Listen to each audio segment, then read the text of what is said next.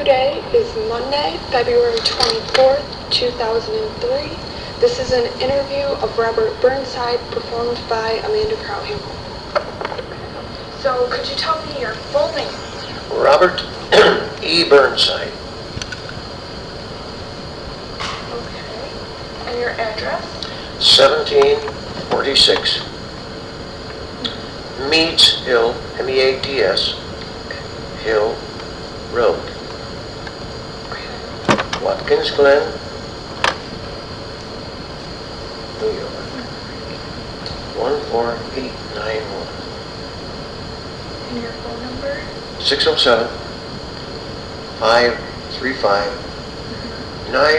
607-535-9473. Okay. And what was your place of birth? Sidney, New York. Okay, is that spelled with an S? S-I-D-N-E-Y. Okay. And your birth date? My birth date, 7/28/19. Okay. That's quite a while ago. Yeah. Okay, your branch of service or wartime activity? Navy, Okay. Your battalion, regiment, division, etc. aircraft carrier. Aircraft carrier. Well, I was actually in Naval Air. And, before I went on the carrier, I was at several what they call CASU units along the East Coast. Those are carrier aircraft supply units, they call them, CASU. I was in several of those. Willow Grove, Atlantic City, Quonset Point. What was your highest rank? AMM 2-C. Yeah. That's the same as Staff Sergeant in the Army. What was your date of service? From what date to what date? I'm glad I brought this up.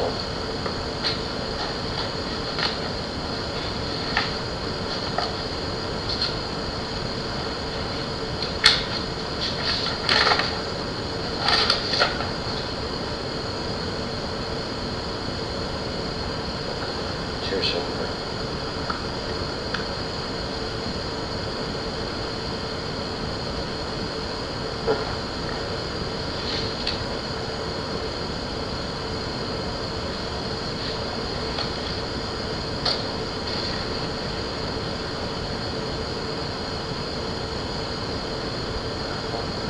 I just looked at this last night and I said, oh, that's different. That was January 43. That was when you Oh, entered. here it was. January 14th, 43. And discharged January 17th, 46. Okay. The war in which you served? World War II.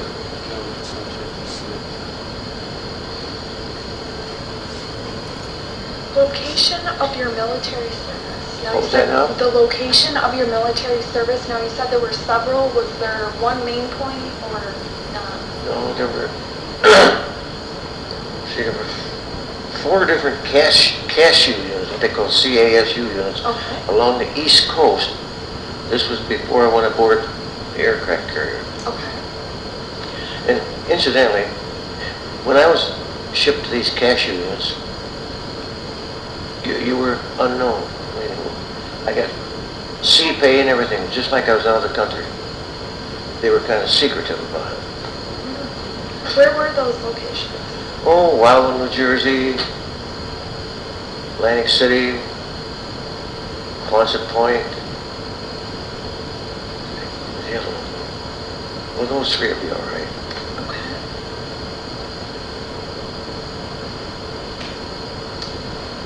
Did you receive combat or service-related injuries?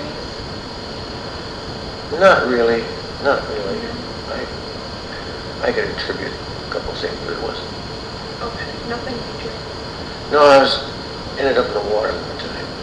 A bomb hit, And there you went? and there I went. I remember coming to in the water and see the ship sailing on, The only threesome, really. Were you the only one there? No, as a matter of fact, as I was swimming around, I had a small life preserver. It was around the waist. And I heard this guy hollering.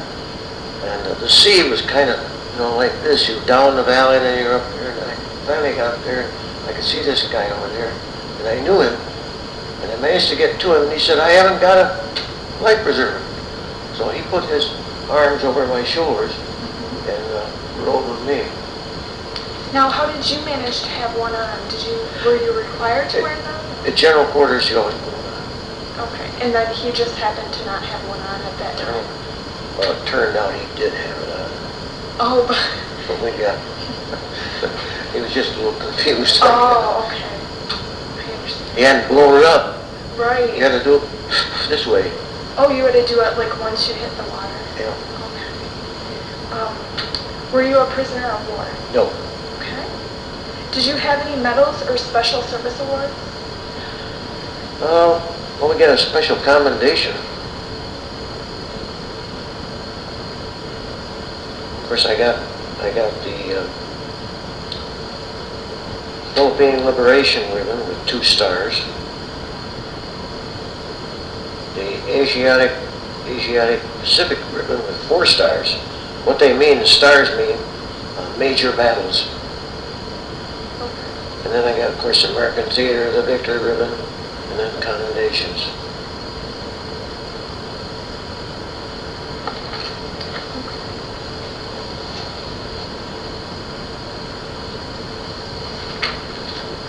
Now I guess I'll start with my questions, and anytime you want to tell me any stories along the way, Okay. go right ahead. How old were you when you entered the service? Let's see, I was 43. I do a little math here.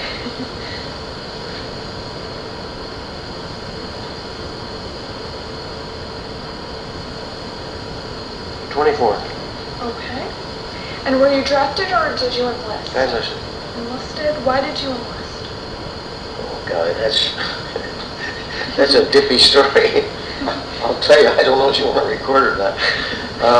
I went to aviation ground school, and then I was hired at Curtiss Wright in Buffalo, which was manufacturing P-40 airplanes and C-46 cargo ships. And I went in as a machinist on turret blades. And I finally received a promotion. I had, I think it was 4 or 5 lines of turret blades. Well, I looked at my paycheck and I never got anything in increase in pay or anything. So I went down to personnel and I asked him, I said, I've been promoted and so forth. How come I'm not getting anything different? My paycheck. And he got my record out and he says, well, you're classified as a simple screw machine operator. And I said, what do you mean? I operate a simple screw machine or I'm a simple operator? What are you talking about? Well, he said, you operate a simple screw machine. I said, no, I don't. I said, I get charged of 5 lines here. Well, he said, if you don't like it, you can always go into service. So I showed him. I went into service. I tried before, but I was always told to go back to work. I tried, the Army in different places. So what I did, I quit and I went up to Watertown and enlisted there. Okay. No questions asked. How much schooling had you completed? At that time, I'd completed high school and aviation ground school and some college. Okay. It was 1 semester. I was going to school when I was working at Curtiss Wright. I was working nights and going there days. Pardon? Sounds like me. Work your way through college, right? Oh, it was rough. Because I was working till 7 in the morning. I just had time to clean up and change my clothes and get over there. Okay. Where were you living at the time? Buffalo. Buffalo? Okay. And do you recall your first days in the service? All my first days? Mm-hmm. Oh, yes. Here again, it's a crazy story.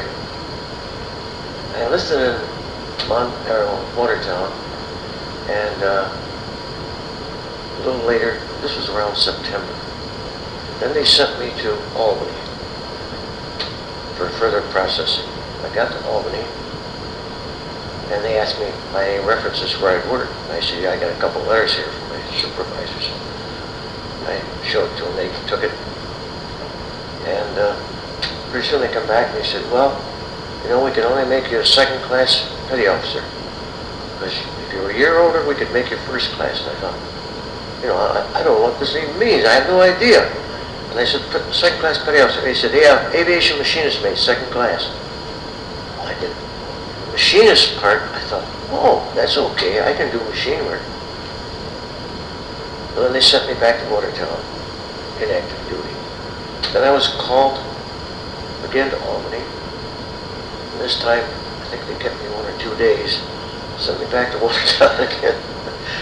This was all between September, January. I was finally put on active duty and sent to Sampson. Because of my high rank, I had charge of a group of boots to take to Sampson. I got to Sampson, I ended up in a unit there to, you know, shots, uniforms and things like that. I didn't stay very long. Then I went to an outgoing unit, they call it.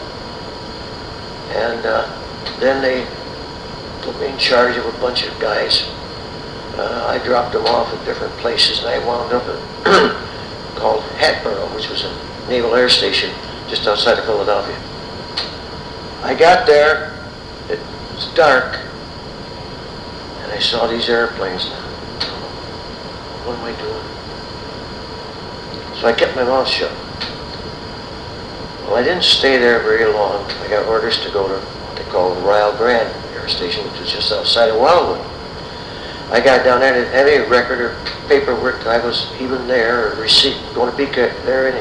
So for about almost a month, I just kind of sneaked around and looked and listened to the real mechanics, you know.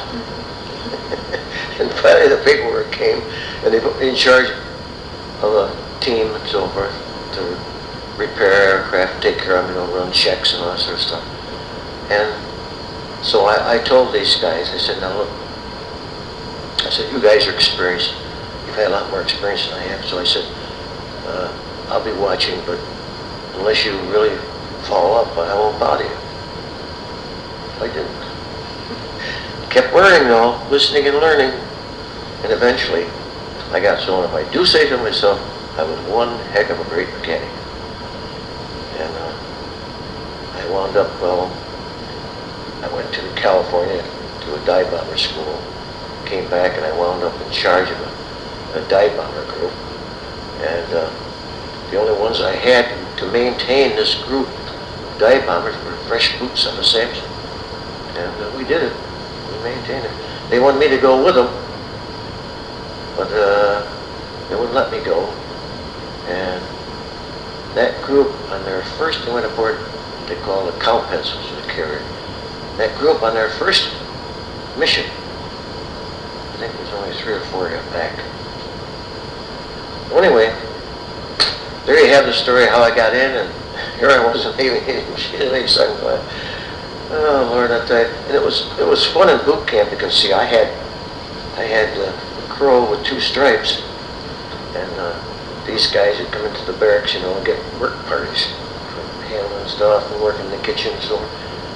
And so I just put my jacket on and I say, yeah, look, I outrank you guys. Forget it. Get out of here. I was only on KP once. I went there. I was a good boy. I went. But the cook and the ones there were lower in rank than I was. So I said, look, this is it. So I finished out that day, and that was the end of that. Oh, I'll tell you, it was fun. I went, as I say, I was transferred to Atlantic City, and I went to Quonset Point. And that was a strange thing too. My sister was a wave.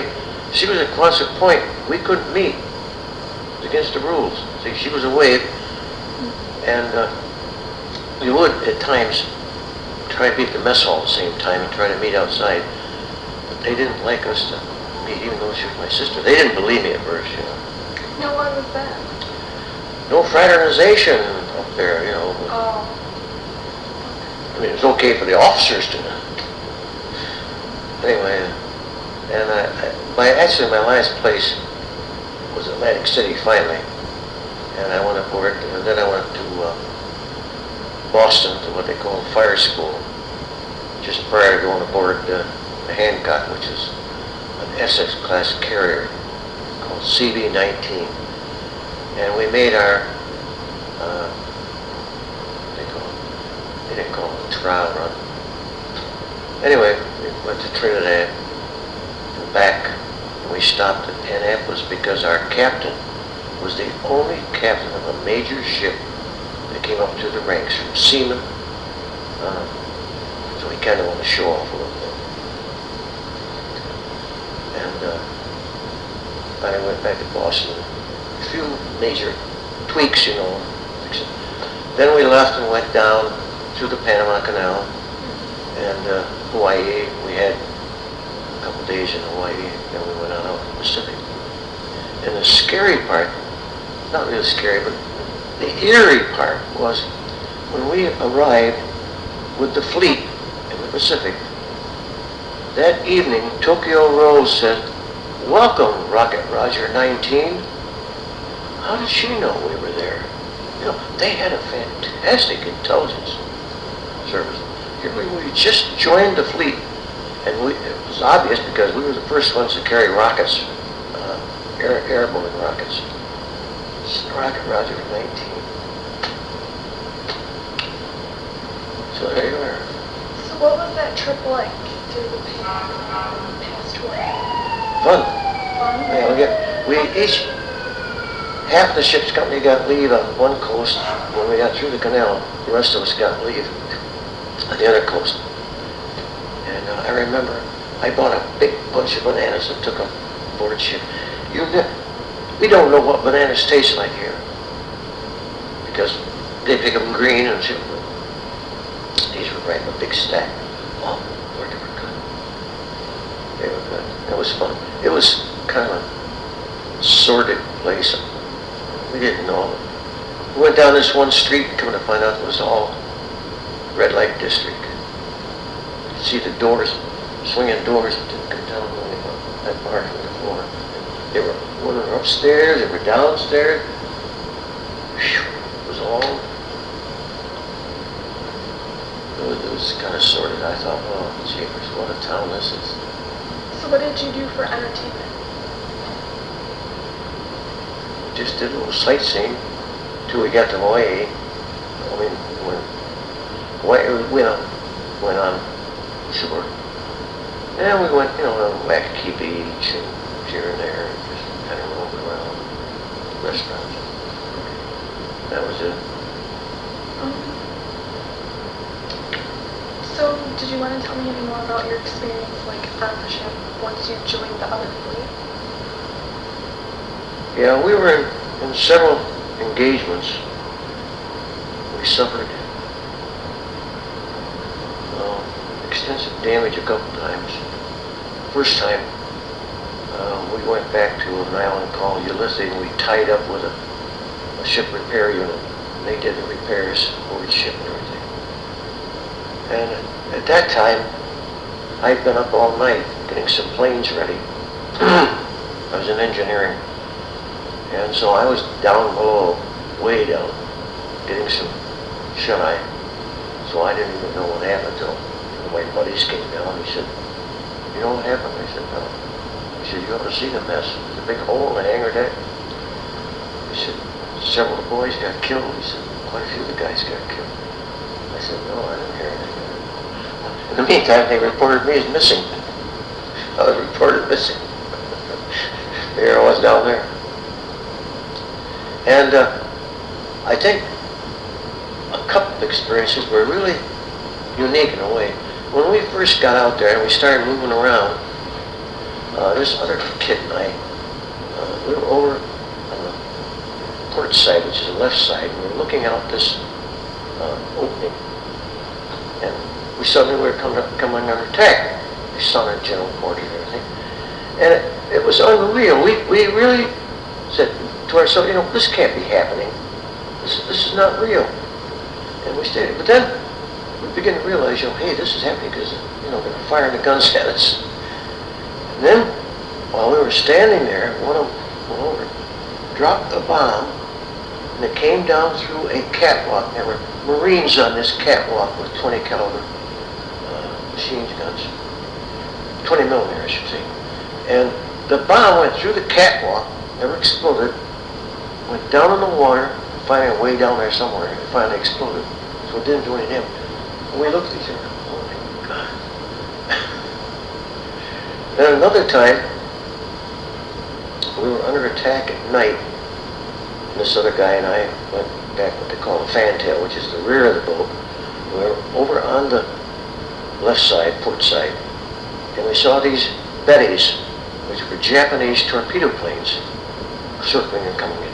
Finally we saw this one. You could see the exhaust, and it's surprising what you see at night if you haven't been around much light. You could see this Betty coming in. It came and it dropped the torpedo. Like idiots, we stood there and watched the wake, the torpedo, and it hit the ship. Oh, it was a bad one, it didn't do a thing. When I got thinking, you idiot! If it had exploded, you'd have been a real mess. But as I say, those are kind of unique experiences. I was very, very lucky. No kidding. Another time, I was working on this fighter plane on what they call a hangar deck, and all of a sudden, bloop, bloop, bullets come flying down through. Hit just a couple feet from me. Come to find out, one of the fighter planes had landed. When they followed his wings, his 50 calibers fired. Just came right down through the flight deck, hit the hangar deck. So, honest, I was very lucky, very lucky. So did you have any thing that you did special to keep your good luck, or was it just random? Like, did you, you know how people have luck? Yeah, I had special. The guy up there was watching me pretty carefully. But no, rituals or anything? I don't think I did anything to I mean, there were a lot of experiences I can think of that were close, but the expression we used was, a miss is as good as a mile. As long as you were missed, you didn't care how close it was. It was a miss, and who cared? Another time, we were fueling a destroyer alongside, and all of a sudden they came in on us, and one of the planes was shut down. The engine came and went right in what they call the fantail of the destroyer, the back of the destroyer. And then another time, planes were revving up, ready to take off on the flight deck, and I forgot what the problem was, but they wanted me up there. So I went up, and we had what they call twin 5-inch guns, 4 of them, 2 forward, 2 back. They were right beside what we call the island, which was a big thing where steering, communications, and radar and everything was centered. And we were under attack. The guns were blazing and everything, and I came up. And this chief looked at me and he pulled my jacket like that. And I looked behind me, and there was the engine for one of the jet planes. You see, luck, pure luck. Now, there's another story that I like to tell. It was one Christmas, and I can't remember whether it was Christmas of 43 or the Christmas of 43 or 44 or 45. I think it was the Christmas of 44. I'm not sure. But we had pulled into an island called Ulithi. It was Christmas time. And we were waiting for our mail and packages. Because you didn't get any mail until you could be out at sea for several weeks, and you didn't get anything until you pulled into one of the islands. So we're pulling and we're watching because we see the mailboat coming. And he pulled up forward where the OD was, the officer of the day. And the OD says, you can't tie up there, you got to go back aft, tie up back aft. And he says, sir, he says, I'm taking down water. I said, I don't care, you heard me, go back aft. He said, sir, I don't think I can make it. I'm taking water, they call it shifting water, really. He said, I don't care. I ordered you. Get back aft.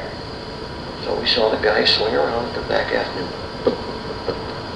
down it went. All our mail, Christmas mail.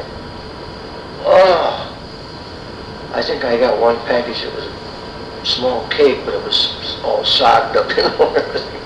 But wasn't that horrible?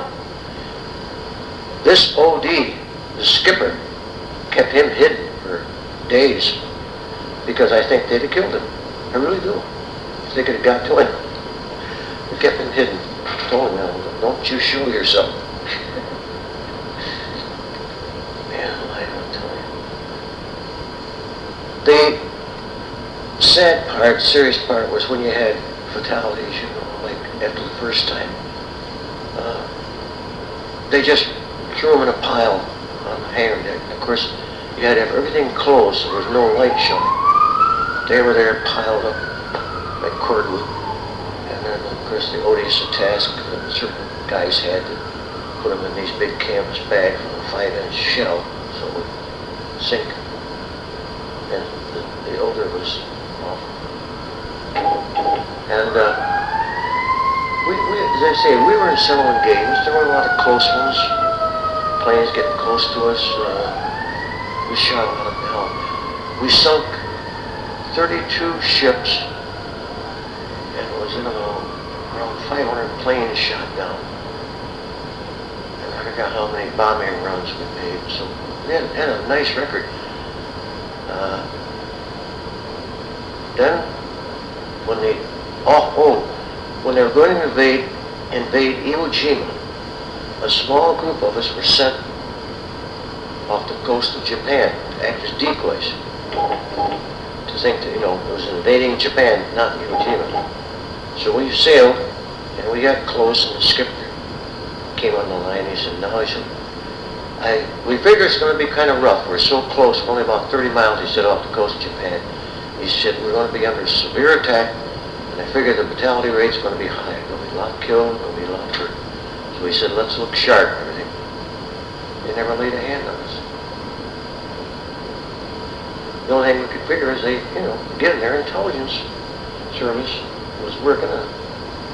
So they really were all anticipating we're going to have a rough time. Well, then off the coast of Iwo Jima, we were invading Iwo Jima. There was another carrier right off our, what we call port beam. It was off the right side, in the middle. And we were at Chemung quarters under attack. And all of a sudden we saw this plane die on that. It was called Franklin. And what a mess that was. They were fueling planes on the flight deck. They were fueling planes on the hangar deck.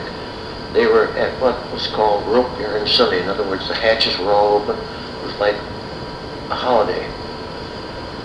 And we had radioed them and told them that we're bogies, which we call them, enemy planes coming in. They didn't take it seriously. Oh, Lord, what a mess that was. Tilted, finally come out so much water and tilted, and killed, water. It was a mess. We thought we were lucky. And then, we had a heavy attack off Okinawa several times. This one day, I was standing over near this big open hatch, not quite to the forward part of the ship. It was right there off the hangar deck. Hangar deck was out here, and this big open hatch, and right across here were gun mounts and so forth. And this jet plane came in low, so he escaped radar. He dropped his bomb in up forward, and he crashed back aft. When that bomb came down, of course, all I remember is a big black cloud.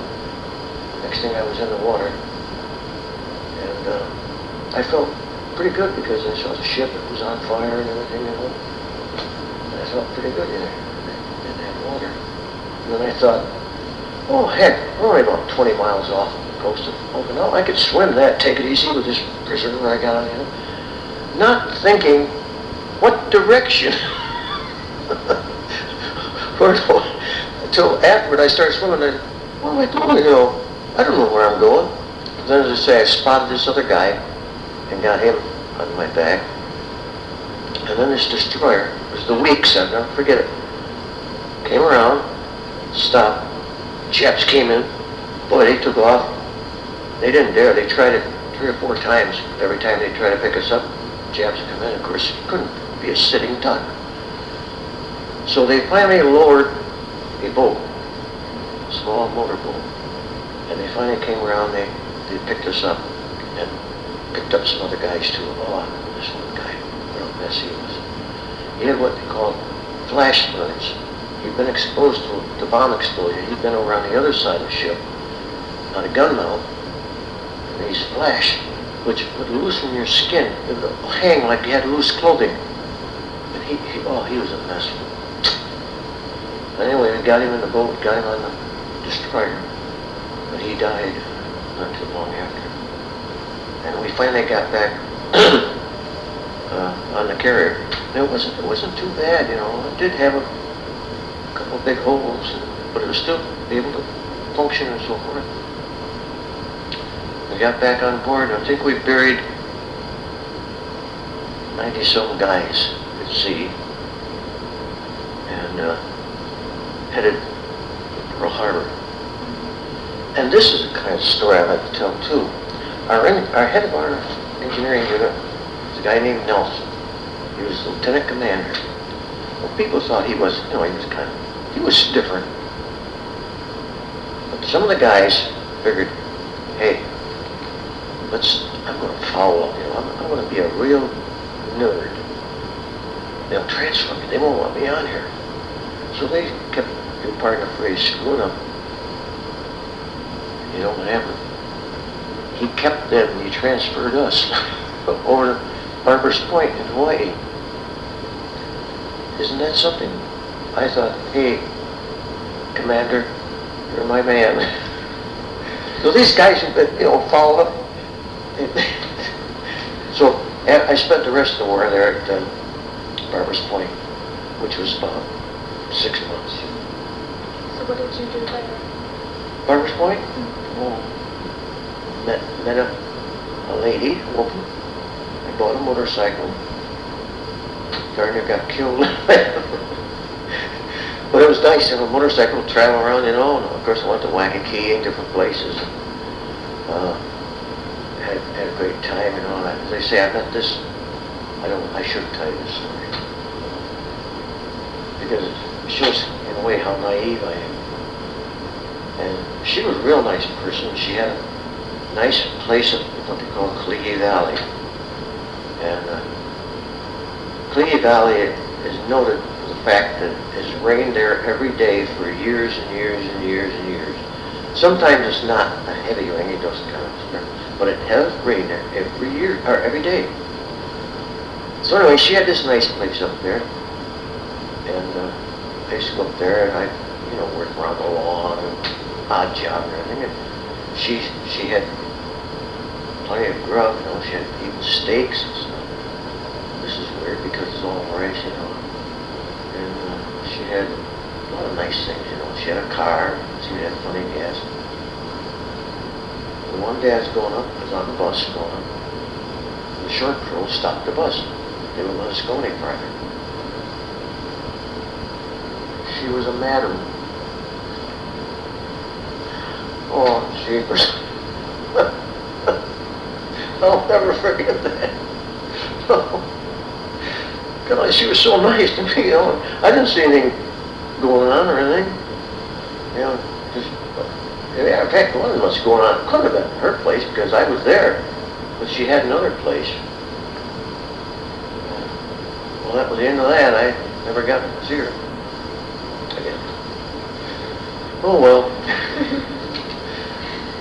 Okay, what about supplies? Supplies? Supplies, yeah. Throughout your duration of your service, did you have enough supplies as in like food, clothing, or was there a shortage of anything? One, I think, I don't know if I forget, it was Thanksgiving or Christmas. When they went down in the hole to get the turkeys out, they'd all spoiled. We had them on board for over a year, you know. And another time I remember, things got kind of bad, and we got pretty low on food, and we're going to pull up this supply ship, and the only thing we took on was cabbage and bologna. So we had cabbage and bologna for several days. Then we started taking on, for the officers, a big supply of chickens. So I had this group put the chicken down the hole and everything, so I told a couple of guys, I said, look, get yourself some chickens. I said, take them over to the metal shop, because we had ovens in the metal shop. So we had chicken that night, cooked it in the oven shop, or in the ovens in the metal shop. I mean, just, you know, nobody missed them. It sounds kind of bad, but, you know, I mean, we'd had cabbage and bologna so much.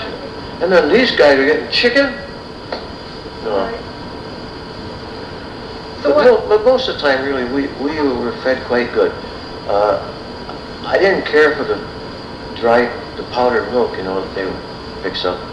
So I had my folks send me chocolate syrup. And I just mixed chocolate syrup in. Great, no problem. Beans every Friday, and for breakfast. Was it Friday or Saturday? Isn't that awful? I can't remember whether it was Friday or Saturday, but you had them for breakfast. And you had to move fast with your tray, or you get a whole wad of ketchup on it too. That's not too good for breakfast, you know.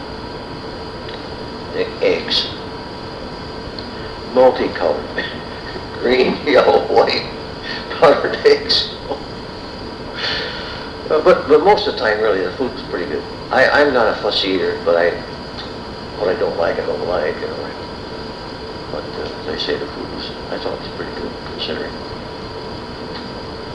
What about keeping in touch with family and friends? Well, you got mail, except when the mailboat sank. You know, you pull in the other thing, you get mail, my folks, the different ones who corresponded and so forth, my settlers. Oh, that brings up another great story. See, I'd rather think of the good things, the fun things that happened. I had a guy, Emil Mangini, from San Francisco. Awful nice guy. He was with the Torpedo bombers.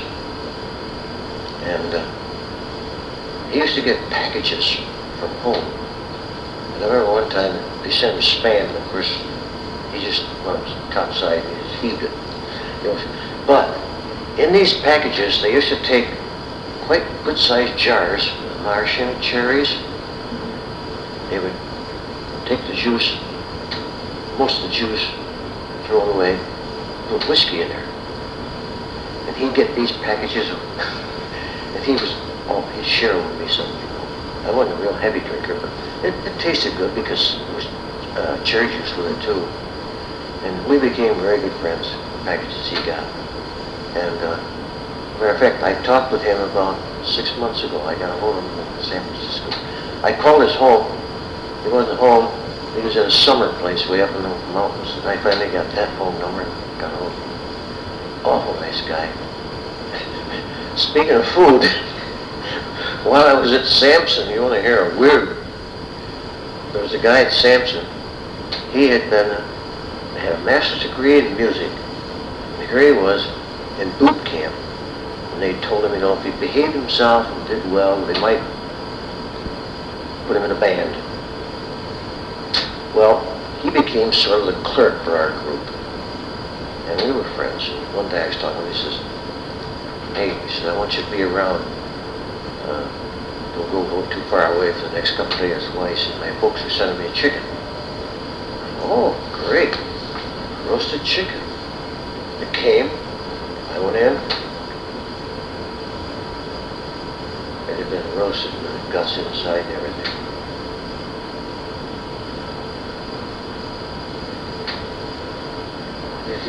I ate one little bit of leg. You know, you remember stories like that. The good times really more than the bad times. I mean, sure, I lost buddies, I lost friends, guys, you know, you knew very well. And You think, we had one officer who was directly over us.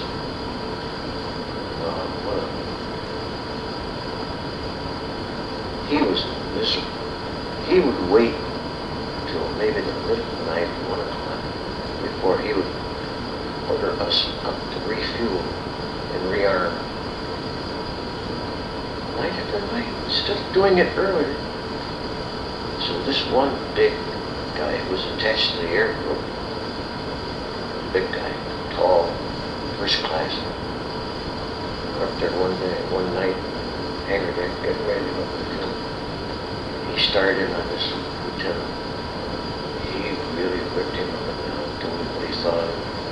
But he says, he says, you're going up before the man. He said, let's go right now. Before the man means you're going up before the skipper, charged with whatever.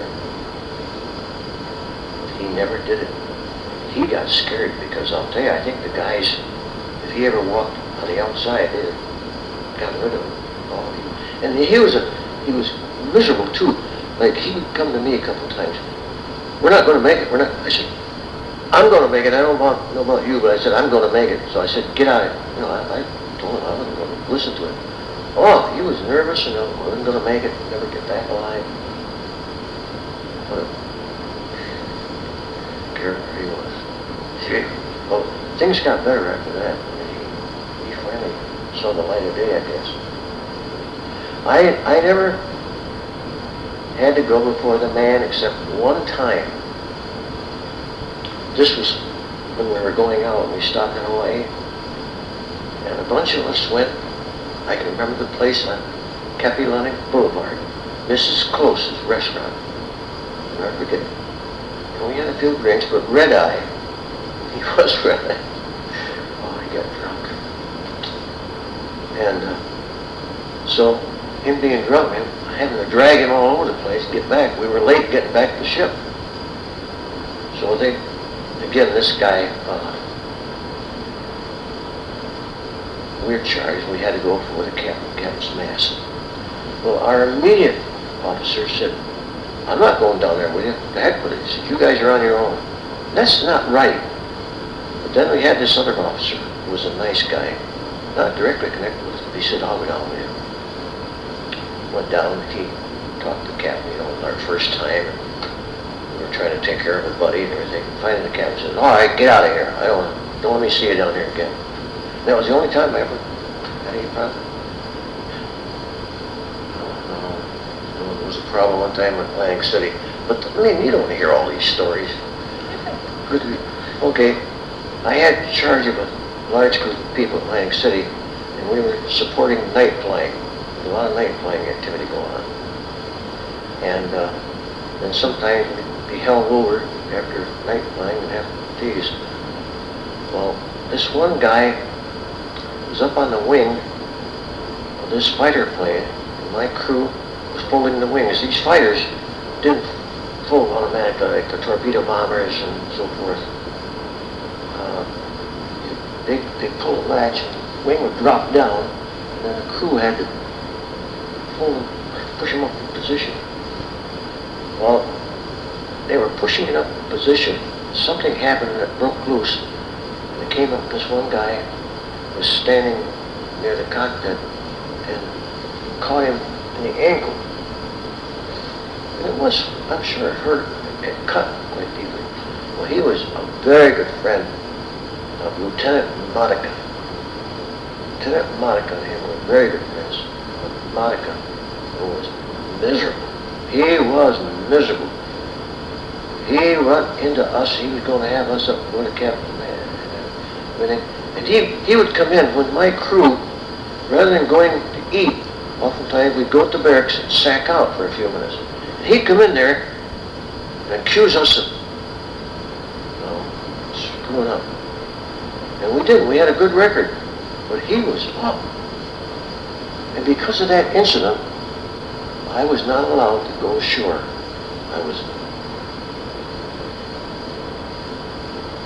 He left, he was going away, he went on leave. Meantime, while he was gone, my mother and my sister came down to visit me. I couldn't go ashore, I couldn't go see him.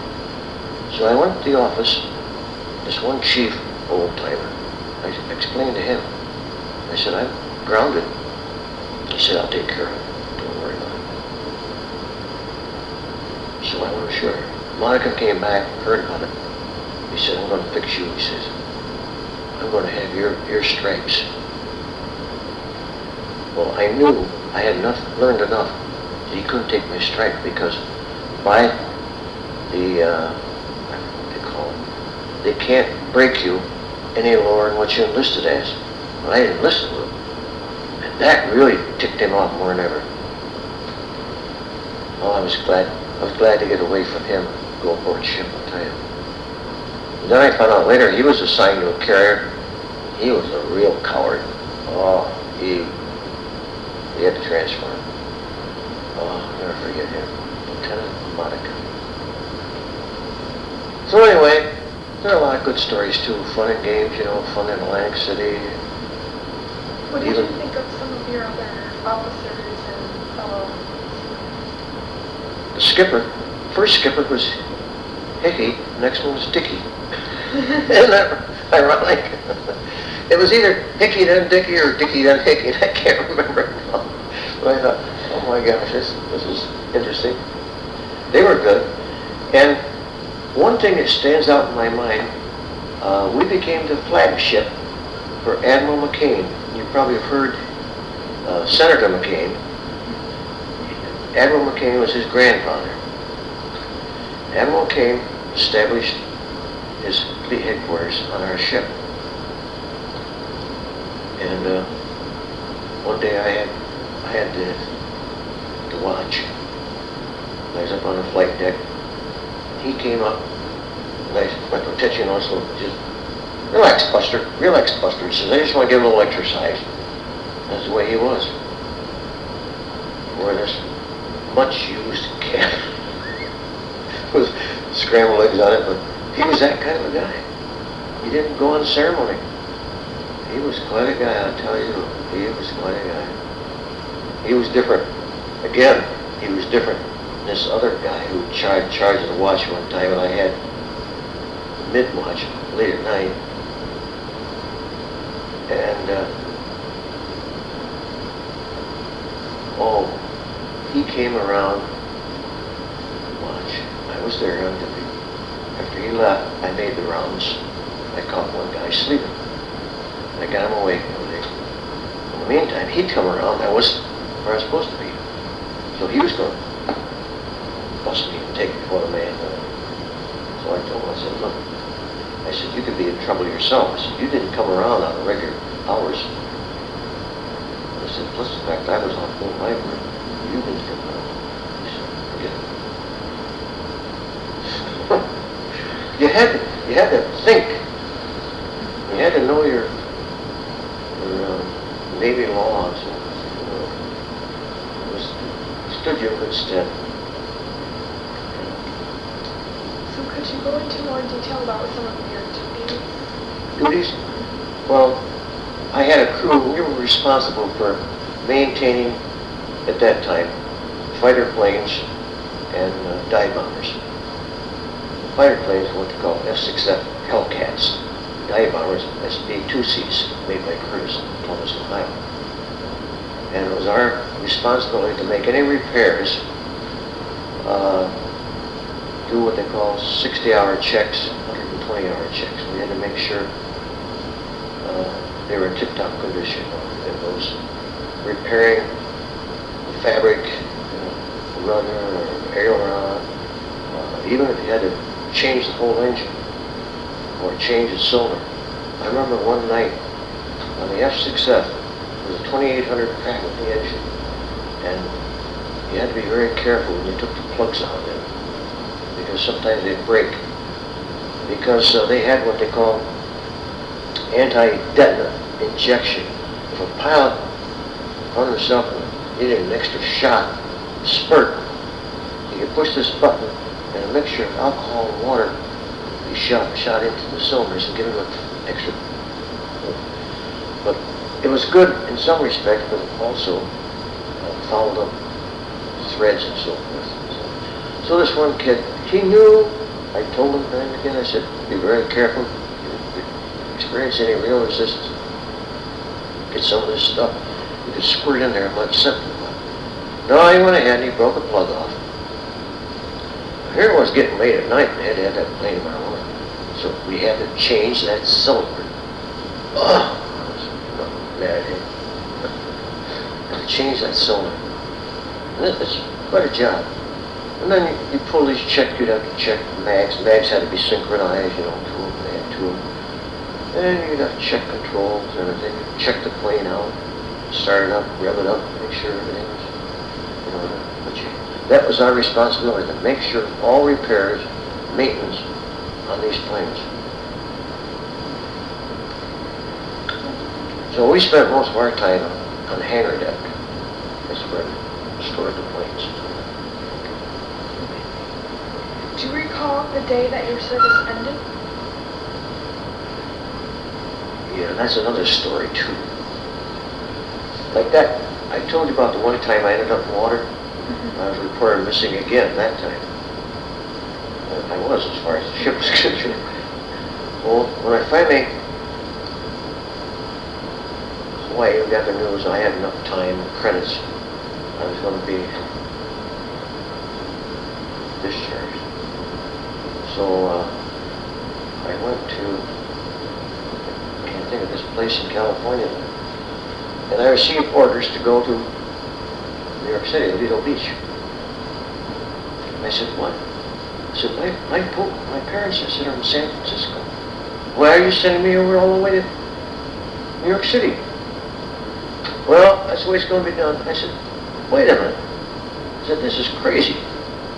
I said, it specifically states you'll be discharged to the nearest, what do they call it? Station, discharge station, near your people. And they said they're in San Francisco. Nope. I went to the chaplain. I said, look, I said, I've been reported missing twice. And I said, here are these yahoos are sending me all the way to New York. Well, he said, I can't do anything about it. I went to New York City, Lido Beach, I believe it was. Discharged.